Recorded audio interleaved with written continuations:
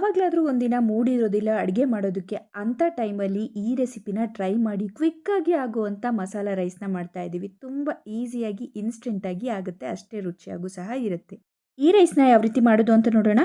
ನಾನಿಲ್ಲಿ 1 ಕಪ್ಪಷ್ಟು ರೈಸ್ನ 2 ವಿಷಲ್ ಕೂಗಿಸ್ಕೊಂಡು ಕುಕ್ಕರಲ್ಲಿ ಮಾಡಿಟ್ಕೊಂಡಿದ್ದೀನಿ. ಮಾಡಿದ್ಮೇಲೆ ಈ ರೀತಿ ತಣ್ಣಗಾಗೋದಕ್ಕೆ ಬಿಡಬೇಕು. ಈಗ ನೆಕ್ಸ್ಟ್ ಒಂದು ಬಾಣಲಿನ ಬಿಸಿ ಆಗೋದಕ್ಕಿಟ್ಟು 2 ಸ್ಪೂನಷ್ಟು ಎಣ್ಣೆನ ಹಾಕಿ 2 ಟೇಬಲ್ ಸ್ಪೂನಷ್ಟು ಹಾಕಿದ್ದೀನಿ ನಾನಿಲ್ಲಿ.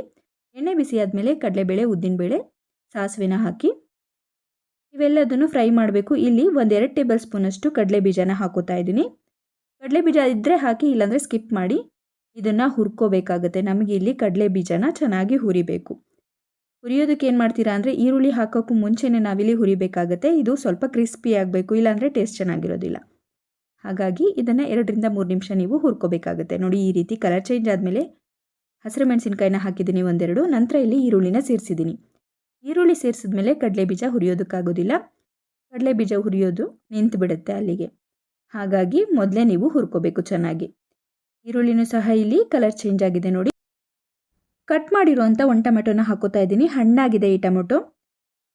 ಈ ರೀತಿ ಟೊಮೆಟೊ ಹಾಕಿದ್ಮೇಲೆ ಚೆನ್ನಾಗಿ ಮಿಕ್ಸ್ ಮಾಡಿ, ನಂತರ ಇಲ್ಲಿ ಒಂದು ಸ್ವಲ್ಪ ಉಪ್ಪನ್ನು ಸೇರಿಸಿ. ಉಪ್ಪನ್ನು ಹಾಕೋದ್ರಿಂದ ಬೇಗ ಬೇಯುತ್ತೆ ಟೊಮೆಟೊ, ಈರುಳ್ಳಿ. ಪ್ಲೇಟ್ನ ಮುಚ್ಚಿ ಇದನ್ನು ಬೇಯಿಸ್ಕೋಬೇಕು. ನಮಗೆ ಇಲ್ಲಿ ಟೊಮೆಟೊ ಇಲ್ಲಿ ಸ್ವಲ್ಪ ಸಾಫ್ಟ್ ಆಗಬೇಕು, ಅಲ್ಲಿವರೆಗೂ ಬೇಯಿಸ್ಕೋಬೇಕು, ಮೆತ್ತಗಾಗಬೇಕು. ನೋಡಿ, ಈ ರೀತಿ ಮೆತ್ತಗಾದಮೇಲೆ ಚೆನ್ನಾಗಿ ಒಂದು ಸತಿ ಮಿಕ್ಸ್ ಮಾಡಿ, ಈಗ ಇದಕ್ಕೆ ಮಸಾಲಾನ ಹಾಕೋಣ.